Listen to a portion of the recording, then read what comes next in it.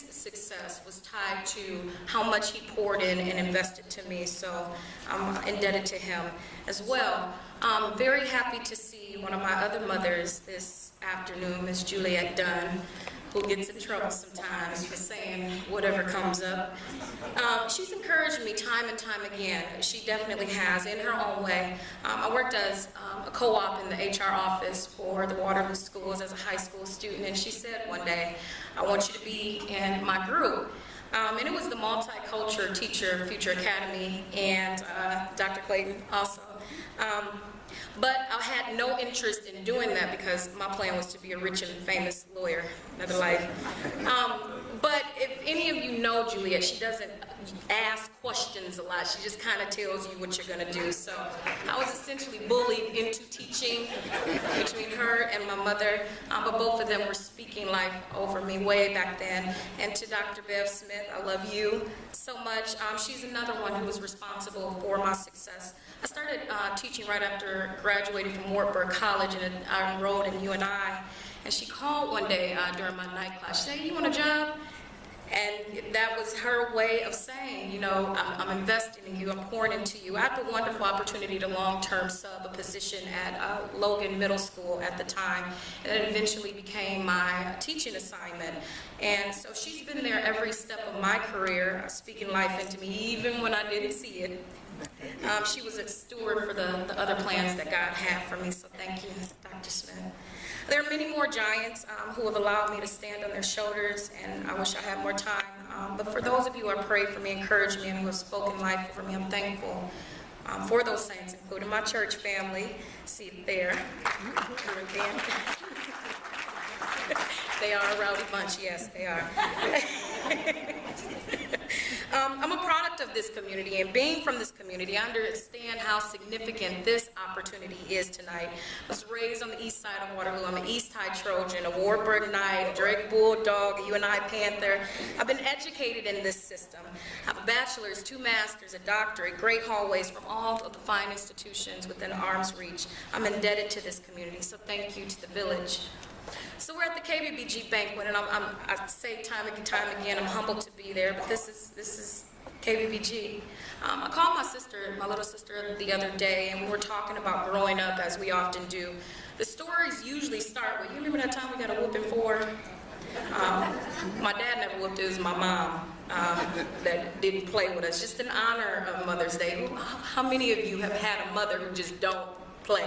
How many of you, right? It was funny because a couple days ago on Facebook, there was a picture of a kid in a corner, and then a kid with a parent in the belt in his hand, and you were supposed to select which picture, which experience you had, and I kindly selected both A and B. My mother was an educator, but she was also from the South, so we would get a whooping first and then lectured to death in timeout. I'm pretty sure that's child abuse at some level. Just listen, whoop me or lecture me, please, not both. But anyway, me and my little sister were talking, and we were talking about KBBG and what that meant to us growing up. And I'll tell you right now, my favorite was Wednesday night, request night. We would have our blank tapes ready to go. And you know how you would have to push the play and the record button kind of at the same time? The boys were like, why didn't you just download it from the internet? But so we would push the 2 buttons down, and we got real lucky for Christmas one year. We got a red karaoke machine with a microphone. So we would make these tapes, and we had to be very careful not to get the commercials in there. The only problem we had to navigate was Wednesday night Bible study. Thank you, Jesus. We got home about 8:30, so we only had about 30 minutes to dial the request line. And I remember really looking forward to that growing up. Our other favorite memory was Saturday morning story times. There was a lady who used to read African fables, and we loved those because those were some of the same ones that Mom would share with us. I loved it also because me and Tutu would play school and integrate, you know, story time into our school day, and she would be our guest reader. So we also loved those because my dad would play dress up with us. But we would be dressed as African princesses and African queens. How powerful, way back then. My favorite was the story of how the snake got his rattles, but I remember Brer Rabbit and Brer Bear and all of those slick characters. So some of the stories that we got to hear on the radio were just a normal part of our kingdom and a normal part of our enchanted forest or whatever craziness we would make up that day. But KBBG was a part of that magic for us.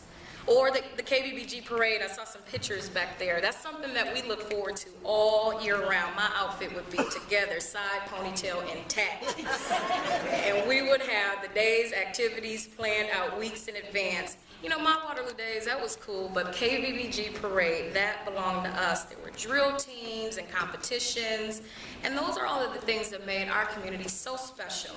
So when I reflect on why this opportunity is so near and dear to my heart, I have to pay homage and have to acknowledge KBBG as a pillar of this community, as a staple of Waterloo.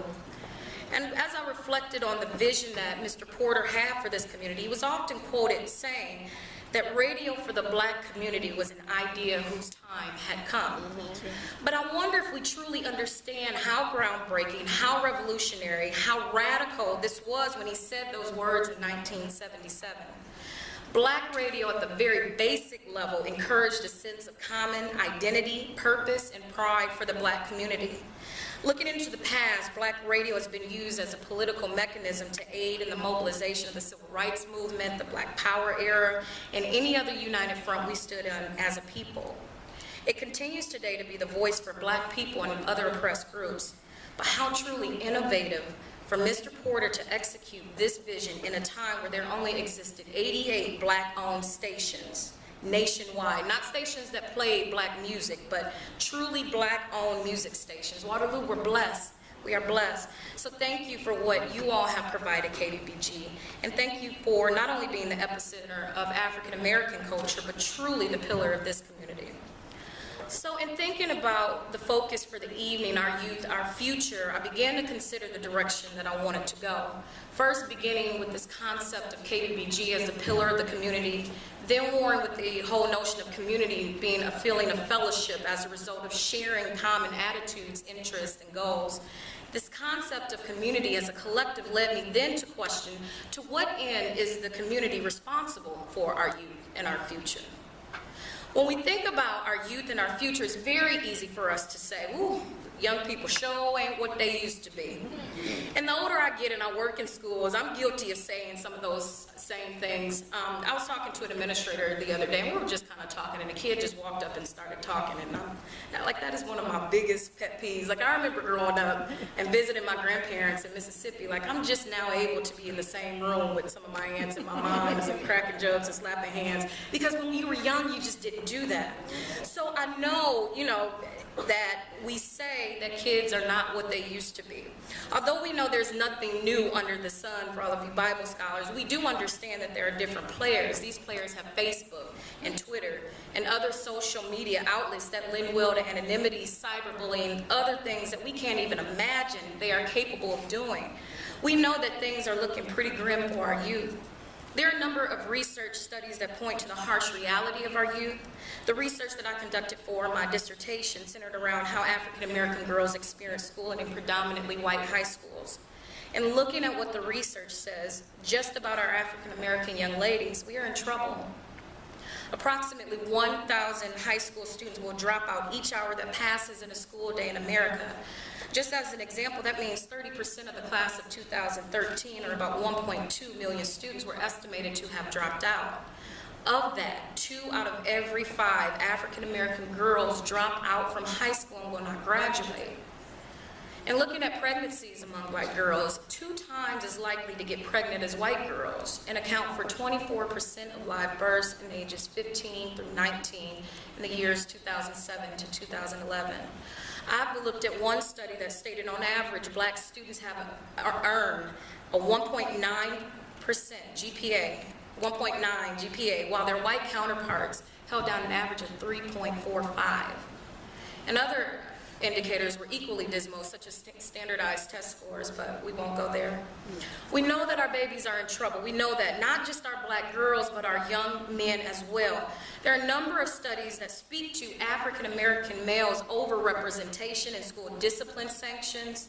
African American males as a whole receive harsher punishments than their white peers for similar acts of disobedience in school, and as a result, African American males are suspended at higher rates than their counterparts, leading to missed school days and missed opportunities to learn. We know that black students as a whole are 3.5 times more likely to be suspended than white students. We know that 70% of students arrested in schools are black or Latino. We know that 40% of students expelled from U.S. schools are black, but only account for 16% of public school population. We know that 1 in 3 black males will be incarcerated at some point in their life. We know that black students are 2 times as likely not to graduate. And we also know that 68% of our current male population in prison do not have high school diplomas, but don't worry, the school to prison pipeline is a myth. Don't worry about that. Our babies are in trouble. We know that the state of our youth at this rate is scheduled only to meet an abysmal end. So what now? Whose responsibility is it? Whose fault is it? Who is to blame? The teachers are blaming the parents because they should already come to school with moral fabric that all good students innately have, and kids just don't care about education. Meanwhile, administrators are blaming the district because resources are not properly allocated, ever. The district chooses to blame the state, but well, there are budget cuts again this year for grants that are really grants. The state is blaming the government, and well, the buck doesn't stop there. And then there's law enforcement, entangled in the egregious hodgepodge of bureaucratic BS who can't manage to tell the difference between a pattern and proper practice. In case you haven't noticed, Black lives do matter. And everyone tends to blame the church because, well, they're just not praying hard enough. So again, I ask, whose fault is it when the state of our youth doesn't quite align with what we would hope to be our future? Who is to blame? Whose responsibility is it? Newsflash, we've all failed our youth as a community. Yes, we're operating in a system designed for the privileged, by the privileged, but when one of ours is lost, it's all of our responsibilities. We have to get back to that as a community. The responsibility lies with all of us, all of us. Our youth belong to us. Our future and welfare are specifically tied to the well-being of our children. I don't particularly care if you agree, that's fine. I don't care if you don't like what I'm saying. But when one of our youth falls by the wayside, that is a direct correlation to the responsibility of the community as a collective.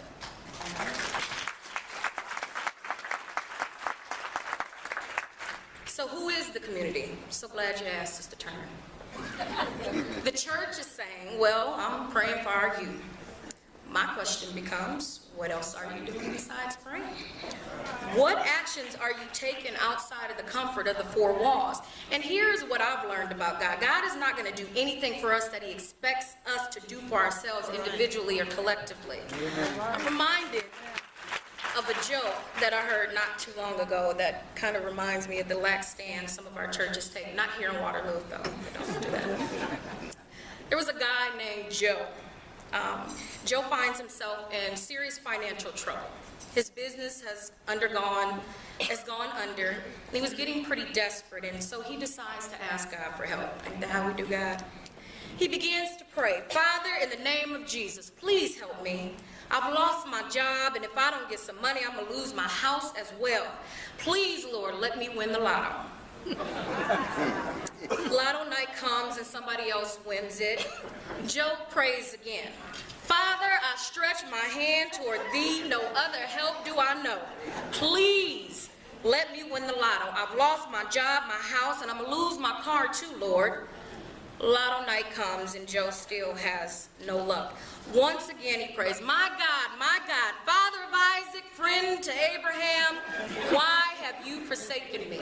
I've lost my job, my house, and my car. My wife left me and my children hate me. Please let me win the lotto this one time so I can get my life back in order. Suddenly there was a crack in the sky and a blinding flash of light as the heavens opened and Joe was confronted by the voice of God himself. Joe, I at least need you to buy a lottery ticket.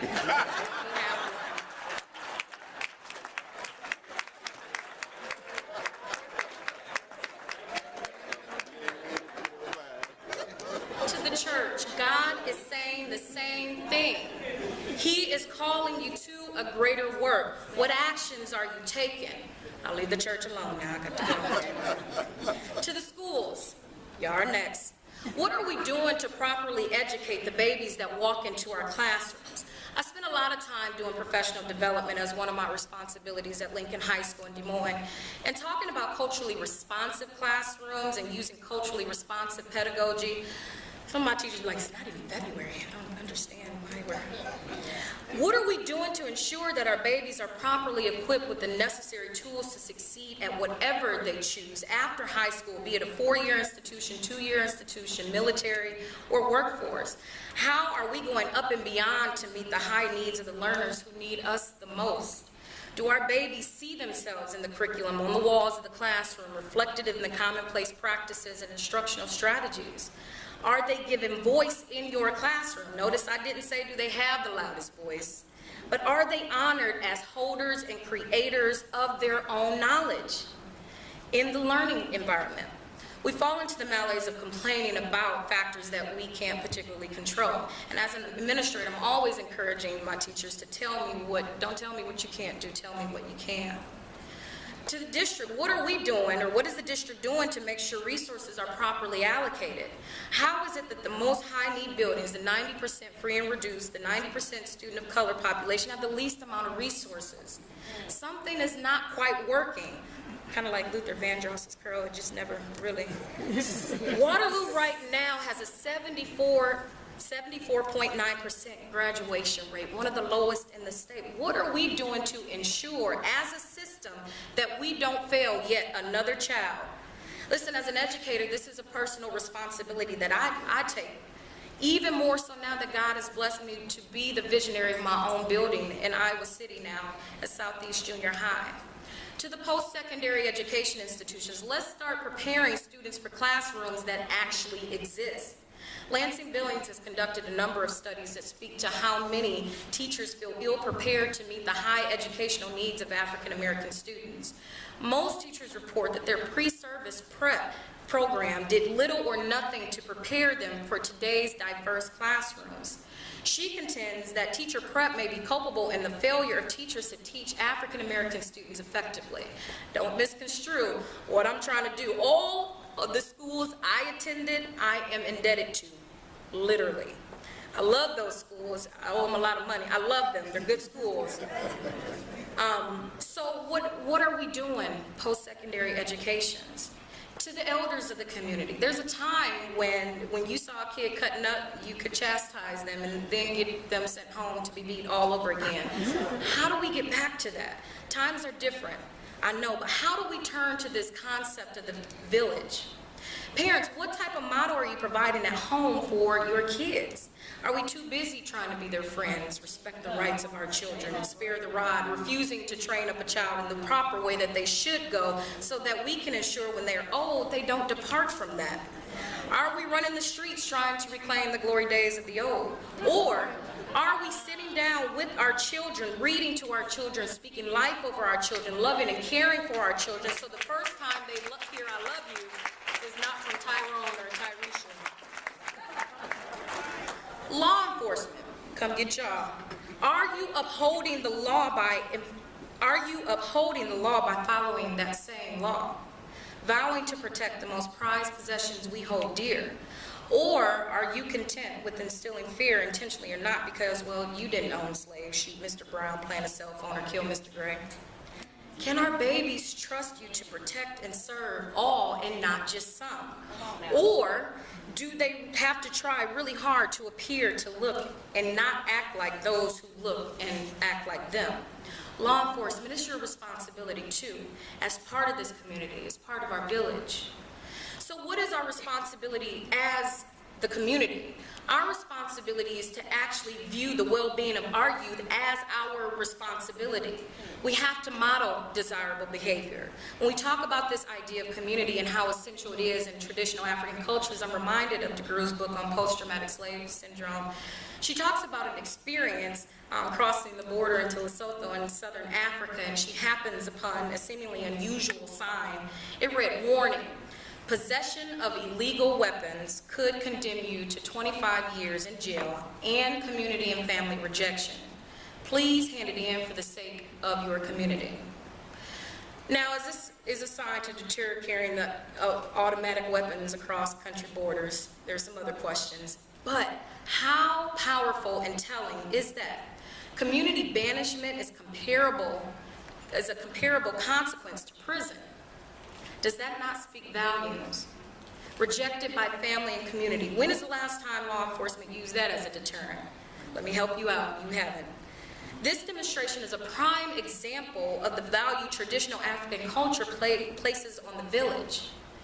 How much being a part of the community is valued and how expulsion is the ultimate deterrent. How do we get back to that, Waterloo? As I begin to close, I want to share an end thought with you in regards to our youth and our future. This from an excerpted sermon by the Reverend Dr. O'Neill of the Unitarian Church in Massachusetts, a very thought-provoking concept, to say the least. Among the most accomplished and fabled tribes in Africa, there existed a tribe known as the Mighty Maasai. There was no tribe considered to have warriors more feared or more intelligent than that of the Maasai. What's so interesting and perhaps most surprising, given their valiant reputation, was the traditional greeting shared between warriors. Kasirian and Gira, one warrior would always greet the other. It means, "And how are the children?" One would be surprised to know, and it stands to reason, that that is still the traditional greeting among the Maasai. This greeting acknowledges the invaluable worth the Maasai always place on the well-being of their children. Even the warriors with no children to speak of their own would always give the traditional answer: all of the children are well. This meant, of course, that both peace and safety prevail and that the sole priority of protecting the children, the powerless, are in place. The Mighty Maasai Society has not forgotten its reason for being, its responsibility, its obligation. All of the children are well means that life is good and our future is safeguarded. It means that the daily struggles of the human experience, even among poor people, do not preclude proper care for its youth. As I thought about tonight, and I wonder how that might affect our consciousness, Waterloo, if in our community we made it our tradition to greet each other in the same manner. And how were the children? I wonder if that became the sole mission of the church, the sole mission of the school, the sole mission of law enforcement, the sole mission of our parents and anyone else vested in our village, if it would begin to make a difference in the harsh reality of our youth, our future. And how are the children? I wonder if we would be able honestly to say with integrity right now that all of our children are well. Yes, all of our children are well. No, elders, all of the children are not well yet, but yes, they can and they will be. Thank you.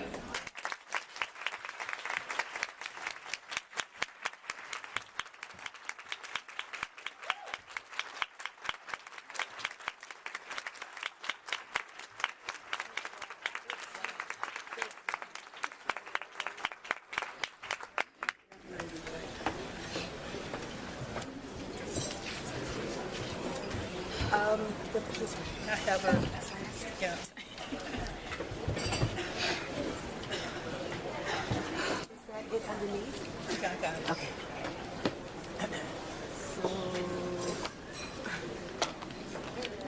Dr. Boyd, I'd like to thank you for those profound and challenging words that you spoke to this audience. And I tell you, I hope you heard her. I hope you heard her loud and clear. Hope you heard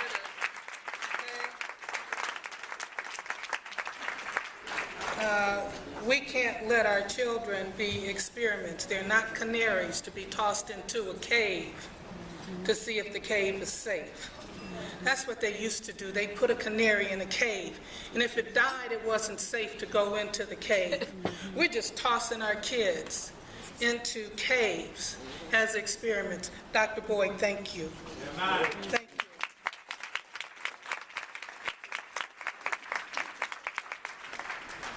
This is an award, a special award that we'd like to give you. It's the Keynote Speaker Award. It says, presented to Dr. Amber N. Boyd in recognition of your academic leadership and the courage to address injustice. Presented in appreciation by the Afro-American Community Broadcasting, Inc. on this 9th day of May, 2015. And if I could add something on here, I'd be writing on this thing, saying some other things, because you really did bring it home. The church, the schools, the families, and the police. Okay, here you go, girlfriend.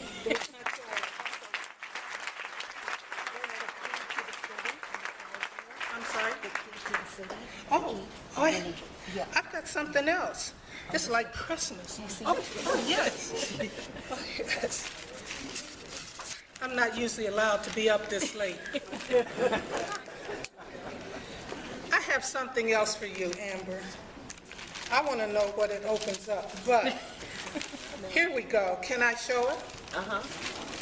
Okay, it says, Dr. Amber N. Boyd, this key opens what we own, the hearts of the Black community. May 9th, 2015. Here you go.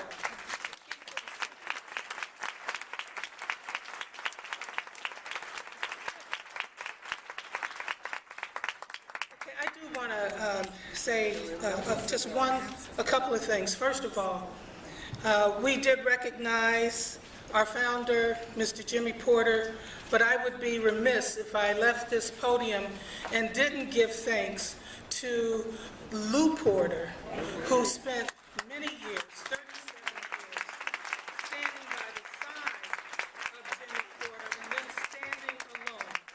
And part of the reason I'm here is because Lou Porter appealed to me years ago to assist in many ways, and so I want to thank her. The other persons I'd like to, and I can't mention everybody, but John Baskerville was a very close friend and colleague of mine, and his passing, I do want to say that I miss him dearly. The station was hopeful that he would come back, and I also miss the wife of Dr. Pierre Damien Mbuekure, who was a good friend of mine. Natalie Segura passed away also this year. We've lost a lot of people in our community.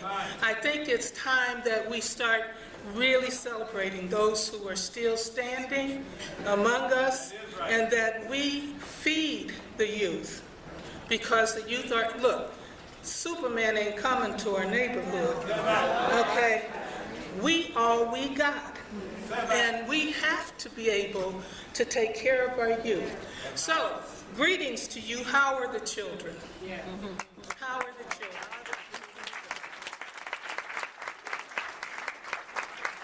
I think that's it. Then it's Here we go. Oh, all you mothers. Didn't mean it to sound like that, but I told you, it didn't sound right, did it? I told you, they don't let me out at night and they don't feed me after dark. Here we go. To those mothers in the audience, those aunts in the audience, those expecting mothers in the audience, happy Mother's Day. We're blessed to have had mothers to get us here. Otherwise, I don't know how we would have gotten here. Right. But listen, happy Mother's Day to all of you in the audience, and I'm sure Reverend Dr. made you a reverend. See? Yeah. I'm sure Dr. Holmes may have more to say, but happy Mother's Day. I want to thank you for coming out, and I hope to see you again. I want to see your face at KBBG. We function with volunteers and we function with your energy. And I'd also like to thank the Ramada Inn. Did you enjoy the food? Yes. Okay. You're working hard. Thank you for, go ahead. Larger cake next time. Larger cake next time. We like sweet. Okay. Thank all the volunteers. Want to thank all the volunteers. Yes. Okay, it's something about being in charge of stuff. People just act as your brain. And so I'm now, I don't have a teleprompter. I'm watching Bev's lips. But thank all the volunteers and thank all of you. Anything else, Bev? To the Reverend Hunt Oh. for the benediction. Hey, you know I haven't been there for a while. Benediction.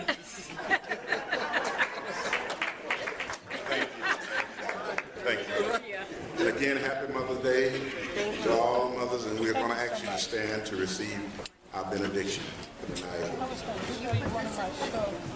And now may the love of God, our Father, may the love of Jesus Christ, our elder brother and Savior, rest, rule, and abide with all of us now and forevermore. Let us all say, Amen. God bless you. Good job, good job, good job. Good job, Dr. Holmes. Good to see you.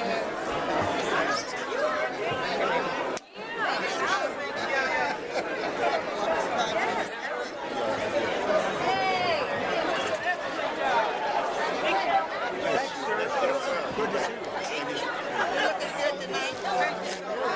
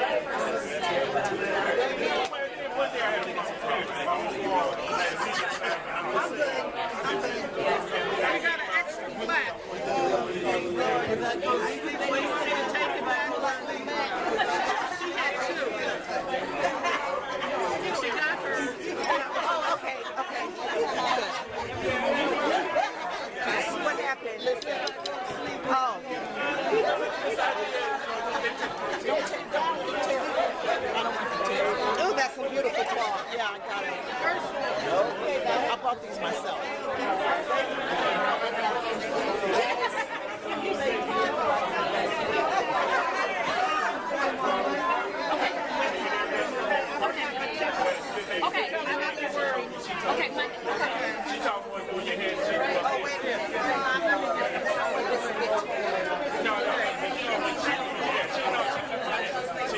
Sue, the decorations are beautiful. Thank you, dear. You look really nice.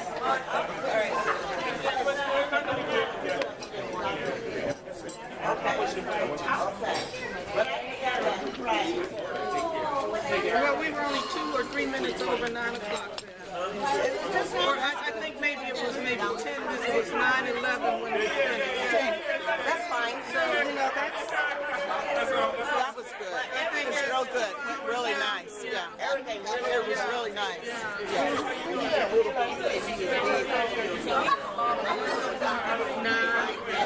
I always take one. Look, Maybe Sue wants one. I always give Gloria one. Gloria, did she get one? Yeah. I told Maybe her. Deb wants one. All right. What are you guys giving away? You want a flower? The flowers. I always take mine to church on Sunday. Maybe the athlete's mom. He would like to speak if you Push yourself back.